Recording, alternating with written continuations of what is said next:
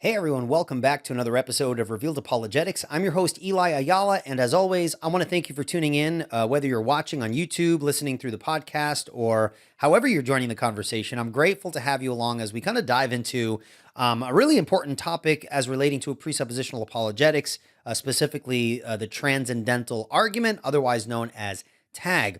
Now, this particular critique is not an in-depth critique. It's just a short snippet of a comment that I found on the bottom of one of my videos. However, the wording of it reminded me of an important issue to address. And so what I'm going to be doing in this episode is I'm going to share with you the critic's comment, and then I'm going to unpack why I think this is important and what I think it is alluding to, whether it is or whether it's not. But the wording I've heard quite a bit, and so I kind of imagine it's alluding to something similar.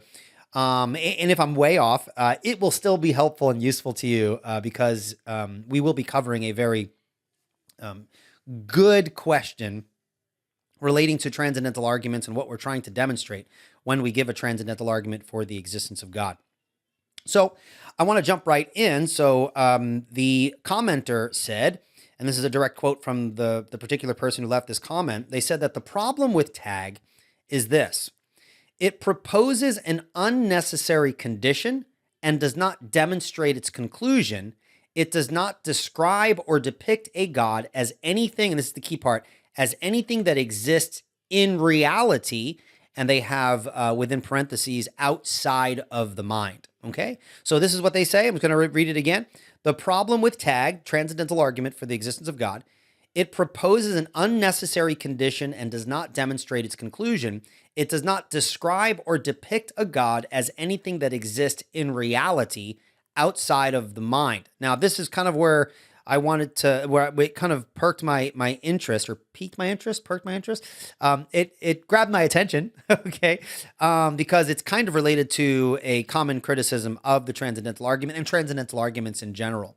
So it's this idea that really there is this idea that even if the worldview, the Christian worldview, is shown to be, let's say, conceptually necessary, that it doesn't, that doesn't mean that it's ontologically real. So, for example, when the person says it doesn't describe or depict God as anything that exists in reality outside of the mind, what that wording kind of hints to me is the objection that transcendental arguments don't prove that a particular perspective actually is the case. If it proves anything, it only proves the conceptual necessity. In other words, that we have to think a certain way in order for us to have a grounding for reason or justification for this, that, or the other thing. But it doesn't demonstrate kind of like an ontological reality of the thing. Okay, so that's kind of what we're going to be tackling today. Is tag merely a mental construct, a way of organizing thoughts that just happens to work? Or does it actually demonstrate the real, objective, ontological existence of the triune God of Scripture? And how do we as presuppositionalists answer the claim that tag doesn't describe anything that exists outside of the mind? Okay, so is the transcendental argument, if the transcendental argument is successful, does it simply prove that one has to think a certain way in order for us to have kind of what we call meaning and intelligible experience? And even if it does that, which of course the critic probably doesn't think it does that, but even if it did do that, it wouldn't mean that the worldview is actually true in reality. So that's kind of the heart of it, right? We're going to unpack this hopefully in a way that is understandable. We're going to clarify the nature of transcendental argumentation and show why this particular criticism, which I think is being alluded to here, but if not, that's fine. It's still a valid point to discuss. We'll kind of show why it doesn't work. Okay, so think about it. In the critic's comment, he begins by saying that tag proposes, and this is kind of the weird part of the comment. When I read it, I'm not sure what he's getting at here, but he begins by saying that tag proposes what he calls an unnecessary condition. And to be perfectly honest, it's not at all clear what he means by this. It's just kind of a quick comment that he put on the video.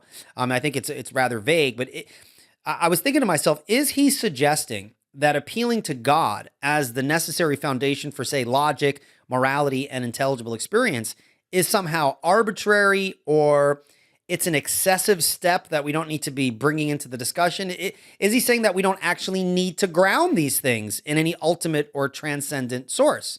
Now, if that's what he means, then obviously I'm going to strongly disagree, right? Think about it. If your worldview can't account for the very tools you use to evaluate worldview, such as logic, reason, uniformity of nature, etc., then your entire project of critique collapses before it even begins. You can't meaningfully object to the Christian worldview while standing on a foundation that, on your own terms, you can't justify that foundation. So I'm not sure that's what he's saying. If this particular critic is pointing, their main point is that tag introduces an unnecessary condition by requiring justification for the preconditions of intelligibility. What he's really asking for is a free pass, if you think about it, right? That's if that's what he's saying, right? If he's saying, we shouldn't have to justify these ultimate foundations, if he's saying, let's assume logic, morality, knowledge work the way that they do, and without having to justify them in any real sense, I don't need to give you a foundation for these things. It's kind of just a given. So when we make the argument that you need the triune God for these things, like, I'm not sure what he's getting at when we have an unnecessary condition. I'm not really sure what he's saying. Introducing All Access, your premium gateway to deeper apologetic and theological insights. Through Q&A sessions, theological lectures, and exclusive bonus content, All Access takes your learning to the next level. Support the ministry of Apologia Studios while unlocking incredible resources like Ask Me Anything, which is an interactive live stream featuring Jeff Durbin. We have the Academy featuring theological lectures from leading experts and exclusive content from shows like Apologia Radio and Cultish. With more exciting content on the way, there's never been a better time to join. Visit apologiastudios.com and click join to get started today. Again, if that's what he's saying, then what's being snuck in there is really the assumption of neutrality, right? I don't need to justify these things. Let's just grant those things because most philosophers have certain starting points, and we don't have to ask these more fundamental questions. If that's what they're getting at, then obviously I'm going to take issue with that. I think that's sneaking in assumptions of neutrality, and we're going to want to ask for a justification for their foundation, just as we should be willing to give a justification for our own foundations, our perspective as well. Okay, but let that part of the comment, we'll put that aside for now and tackle really the more substantial part of what I think is being implied in the comment that I shared, because this, I think, is where the conversation really gets interesting. The critic typically says, if this critic is not saying this, that's fine. But critics say, okay, that tag does not demonstrate its conclusion. And by that, he means it doesn't show that God exists outside the mind. And so in other words, even if tag is successful in showing that the concept of God is necessary to make sense of things like logic or knowledge or whatever, that still doesn't mean that God exists, and this is the key point, in reality. Okay, I think that's what he's referring to, like in reality, as opposed to simply like a conceptual scheme. And so you'll often hear this phrased as the difference between, in the literature, like kind of the relevant literature. This distinction actually is a good distinction that I think we need to make. Okay, and so in this sense, I'm happy the person worded their comment the way that they did. But you need to make a distinction between conceptual necessity. I'm talking to my presuppositionalist friends here. When you're trying to use tag, you want to make a distinction between conceptual necessity and ontological reality. Okay, conceptual necessity deals with, we need to think a certain way in order for us to reason intelligibly. That's different than saying the world is the actual way that we're arguing. Like it actually is what the Christian worldview says it is. Those are two different things. So there's conceptual necessity and ontological reality. Now, again, in the rest of this episode, I want to unpack those distinctions and examine why the critic's framing of the problem, whether it's this commenter or just those who bring these points up, they really fail and demonstrate really how the transcendental argument, when properly understood, does in fact ground the objective, real, ontological existence of the God of Scripture, not merely as a useful conceptual scheme, but as the very necessary precondition for the intelligibility of any concept whatsoever. So let's dig into that, and hopefully this will be useful for folks. So just to kind of set the context here, we're making a distinction between conceptual necessity and ontological necessity, or an epistemological transcendental argument and an ontological transcendental argument. Are we showing that the Christian framework as a conceptual scheme is necessary for intelligible experience? Because that's if that's all we're doing, then we're not proving that the triune God actually exists. All we're proving, if we prove it at all, is that the Christian worldview is a necessary conceptual framework. And of course, obviously, we're making a stronger claim. We're actually arguing that the ontological trinity, the ontologically triune God who's revealed himself both in general and special revelation, actually exists. It's not simply that you need a conceptual scheme, but that the conceptual scheme is predicated upon the ontological reality of the triune God who actually exists. So that's really, really important. Now, it's true that in transcendental argumentation, there is that distinction that I made before. There's the conceptual transcendental arguments. We can call them epistemological transcendental arguments and ontological transcendental arguments. And even Dr. Bahnsen recognizes this distinction. He said that even if we could demonstrate, if all that we can demonstrate was that that intelligible experience requires us to think in terms of the Christian worldview, then that alone would be a powerful conclusion. Okay? At the very least, it would show that Christianity is the only worldview that provides the necessary preconditions for intelligibility, which means it would be the most reasonable worldview to hold, bar none. So if all we can do is demonstrate conceptual necessity, the conceptual necessity of the Christian worldview, that's still a very powerful apologetic.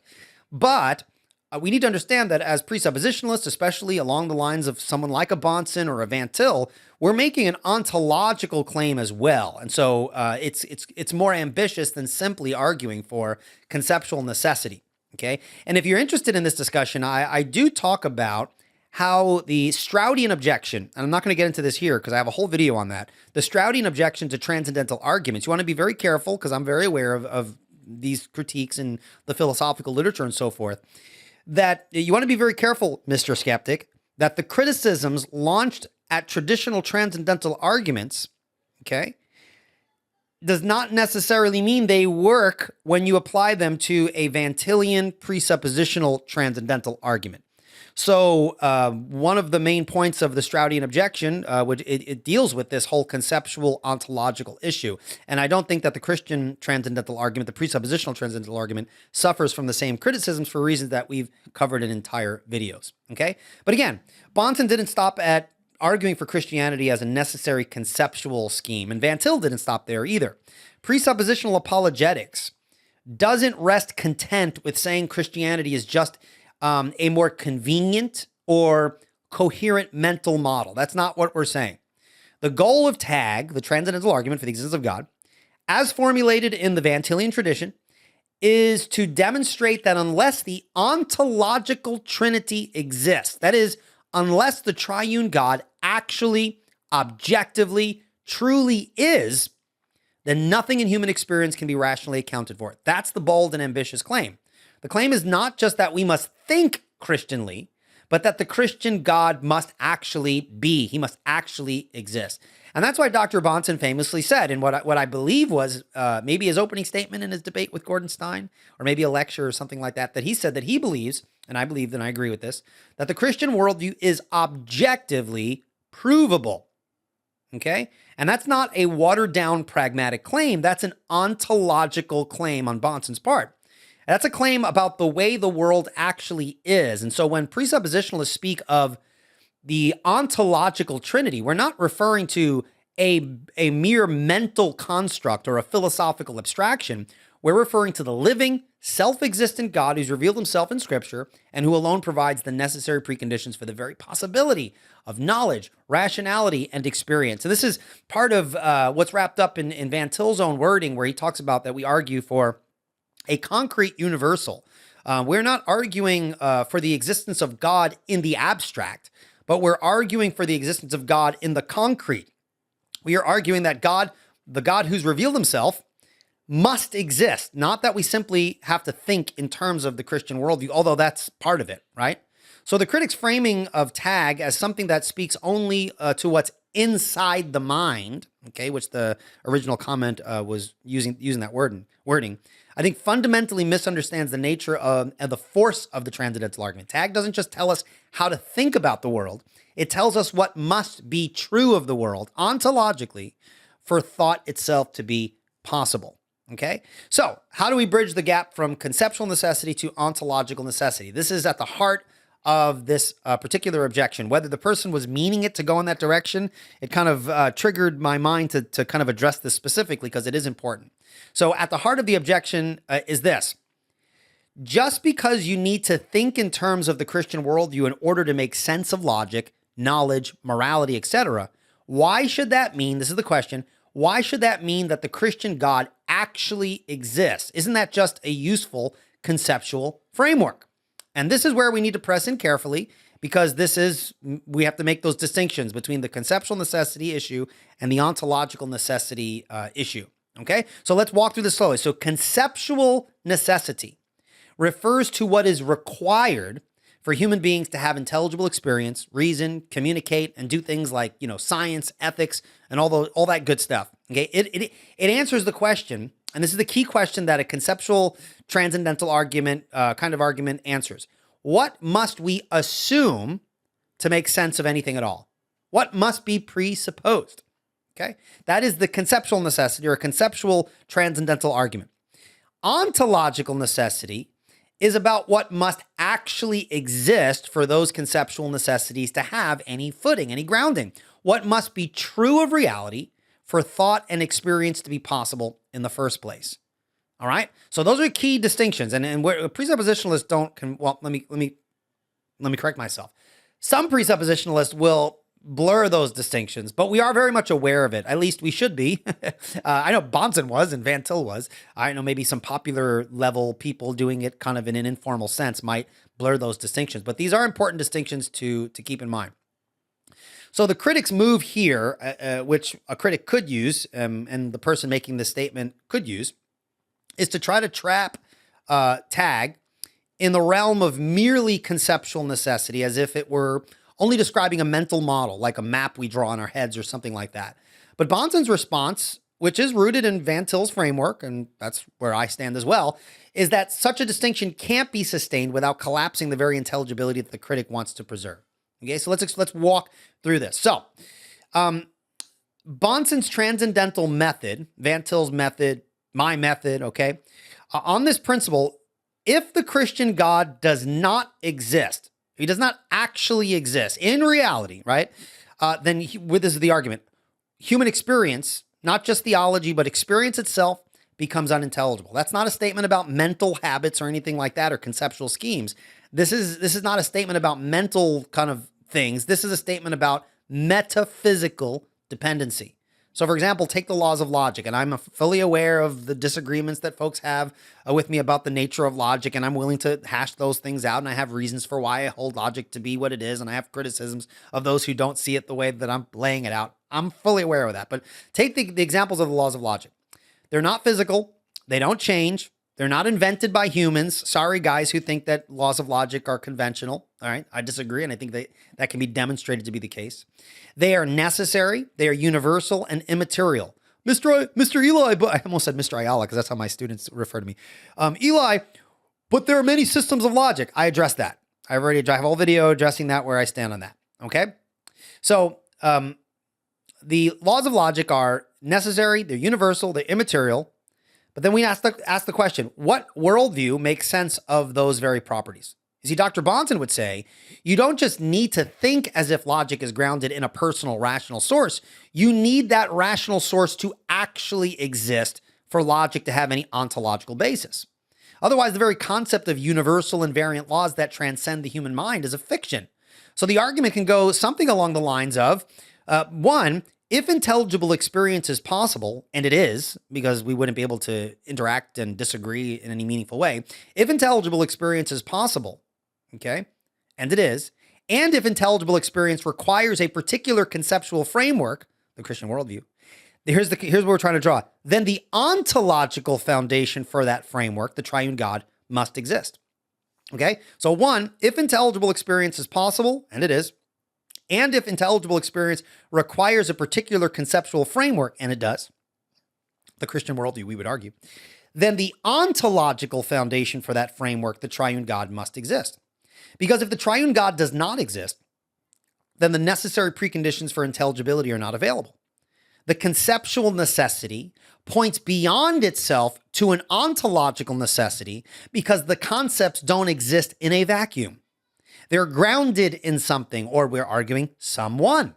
And in tag, that someone is not just posited arbitrarily and vaguely and abstractly. He is, and we argue for this, he is the only sufficient condition for the possibility of knowledge. And this is why Dr. Bahnsen famously said, I'm not arguing that God is the best explanation for intelligibility. I'm arguing that without God, you can't account for anything at all. This is not just a claim about our reasoning faculties or conceptual schemes. It's a claim about what must be true of the world in order for reason itself to be possible. Okay, so you make those distinctions: conceptual schemes, ontological, conceptual, transcendental arguments, ontological, transcendental arguments. We're familiar with the term, and we're familiar with the argued gap between the two. People say we can't leap the gap, and I think that the presuppositional utilization of transcendental argument can. Okay, so let's be more precise then. So Dr. Bahnsen would stress that a conceptual scheme is not an abstract kind of mental bubble or anything along those lines. Worldviews are not free floating. Okay, they are claims about the way things are. And so when we evaluate worldviews, we're evaluating more than their internal consistency. We're asking whether they provide the necessary ontological preconditions for the things we all take for granted. And this is where the transcendental argument, I think, distinguishes itself from a deductive or an inductive kind of argumentation. A deductive argument gives you logical consequence from premises. Okay, premise 1, premise 2, and you have a conclusion that logically follows. An inductive argument gives you probabilities based on experience. Okay, and then a transcendental argument is unique here. The transcendental argument asks the question, what must be true in order for there to even be such things as deduction and induction to begin with? And so if the answer to that question involves necessary features of reality, like the existence of immaterial universal laws, or moral obligation that transcends human opinion, or the unity and diversity of knowledge, then your conceptual necessities are actually dependent on ontological realities. That's the bridge. Now, at this point, Dr. Bahnsen would bring up the discussion, he'd bring the discussion squarely onto the uniquely Christian foundation, which is the ontological trinity. Now, this is very important because Dr. Bahnsen often said, not any God will do. Okay? The transcendental argument is not an argument for general theism. This is sometimes I get comments like this. It's like, well, all that tag proves is that a God exists. That's not what Van Til was trying to do. That's not how Dr. Bahnsen argued for it. I think he specifically said in his debate with Gordon Stein that he is not debating general theism because he along with me, I would agree with him, is that not any God will do the trick, so to speak. You need a God who is eternal and self-existent. Why? Because that God, that foundation, must be able to ground metaphysical necessity. Okay? That God must be personal and rational to ground the meaningful use of language, logic, and things like moral obligation. That God, we would argue, must be triune in nature. Why? To account for unity and diversity without collapsing one into the other, like you see in the pre-Socratic philosophical systems, and as you see in views like pure monism or some form of radical pluralism or anything along those lines. Why must the God be triune instead of biune, like a binity, right? Covered that in other videos. Okay, I won't get into that, but we argue that it must be the triune God. And this is what Van Til meant when he said that the ontological trinity is the solution to the philosophical problem of the one and the many.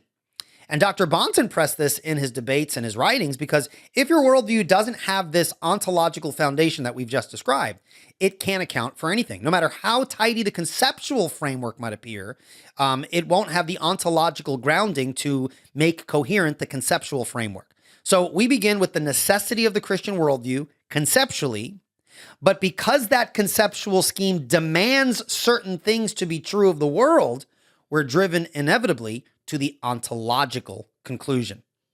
Now, to summarize this, the critic's complaint that tag doesn't demonstrate that God exists outside the mind fails to understand what tag is actually doing. It's not presenting God. as a useful pragmatic assumption. It's showing that the very act of reasoning, the very act of arguing, the very act of objecting presupposes the existence of a necessary, personal, eternal, triune God. You can't have the preconditions of intelligibility just floating in a conceptual realm. You need them grounded in the ontological structure of reality itself. And that's the force of the transcendental argument. And that's how Bahnsen would drive that point home and make that connection. Now, for a really good example of this, I highly recommend folks pick up the book, The Objective Proof for Christianity. And I think it's put out by American Vision. And it is literally a transcription of Dr. Bahnsen's lectures on transcendental arguments. And then there's some extra added notes that kind of bring these points out. Okay. But again, let's be clear. When we've laid out the transcendental argument in detail, showing that the Christian worldview is not just, conceptually sufficient to ground intelligible experience, but ontologically necessary to account for the very preconditions of intelligibility. The key point here, and you're going to point this out as well, is now the burden of proof doesn't remain solely on our shoulders as Christians. Now, this is not he's shifting the burden of proof. No. Okay. This is a very common tactic at this point for the unbeliever to respond by saying something like, well, you're just making claims. No, we're not. We're not simply making claims. You haven't justified your premise. Yes, we have. Or someone might say, and I've heard this all the time, that's just an assertion. No, it's not just an assertion. It's an argument. Okay. But again, that's just not the case. Okay. There is an argument on the table when we lay out the transcendental argument. Okay. We've presented a case that moves from the undeniability of intelligible experience to the necessity of certain conceptual preconditions to the ontological foundation of those preconditions in the triune God of Scripture. In other words, we've done what we're supposed to do, if we've done that sufficiently, and we've taken on the burden of proof by laying out a transcendental case, and we've shown, hopefully, that unless the ontological trinity exists, the tools of reasoning, the tools of science, ethics, communication, etc., become unintelligible. That's not a bare assertion. It's a system of argumentation that demands an internal critique at this point. Okay? Because at this point, the ball is going to be in the unbeliever's court. If they reject the conclusion of our argument, which they will because they're unbelievers, that's not bad. I mean, obviously, they're going to disagree with our attempt to prove the existence of God, right? But it's at this point, when we lay out the case, if we've sufficiently laid out the case, now it's their responsibility to do what we've done.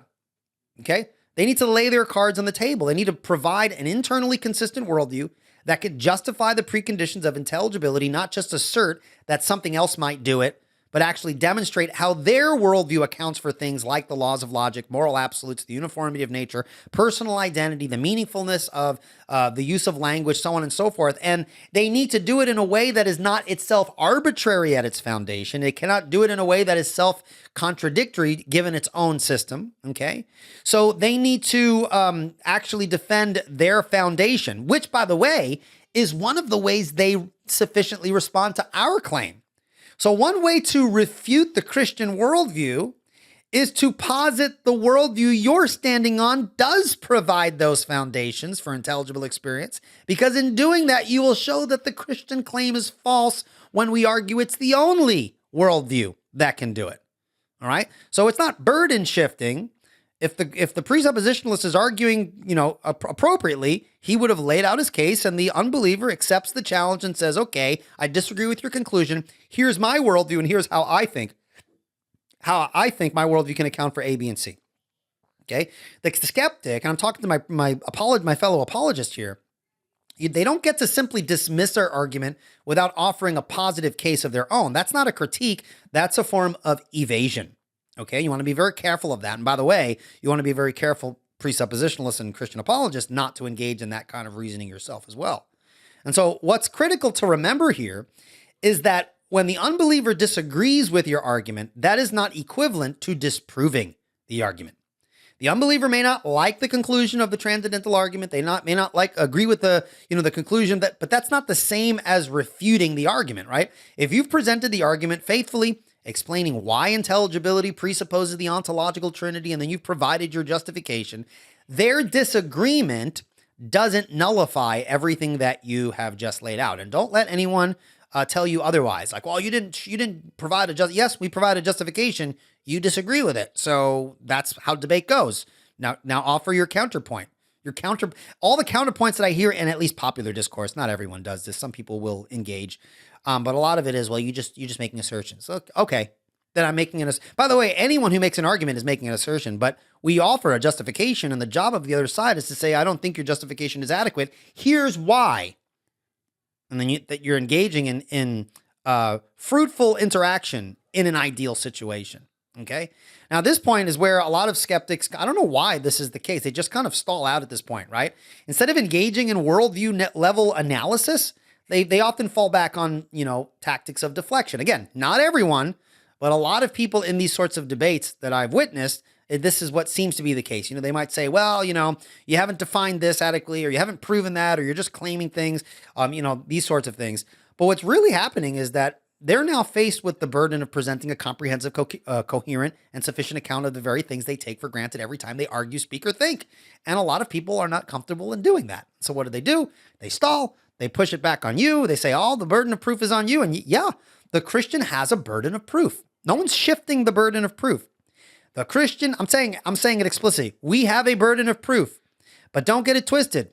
The admission that we have a burden of proof in defending our worldview is not also an admission that you don't have a burden of proof, because it is worldview against worldview. When we're engaging in worldview analysis, both sides have a burden of proof. I have no problem starting first. Well, the Christian's making the claim. Cool. Yes, we're making a claim. Here's our argument. But the unbeliever is making a claim as well once they decide to interact with the Christian position, right? So because there is no neutrality, which I won't belabor here, because we've covered that topic a lot on this channel. Okay. So how might an unbeliever go about offering a response? Well, if you're talking to a Muslim, okay, they're going to lay out the Islamic worldview. Okay. If you're talking to some kind of philosophical idealist, they exist. Okay. They're going to articulate their idealist perspective. That's what they're going to do. Okay. If they're a metaphysical naturalist, they're going to provide their naturalistic framework, so on and so forth. Okay. Regardless of their position, if they're engaging in good faith, they'll present the foundational elements of their worldview as an attempt to account for the necessary preconditions of intelligibility, the very thing that the central to our argument was that they weren't able to do. And so if they're arguing good faith, then they will try to actually engage with the transcendental claim that we're making. Okay. Now, if they do that sincerely, okay, if the other side does that sincerely, offers you that worldview perspective that they think undercuts the heart of our argument, then it's our job, Christians, to engage with what they've laid out.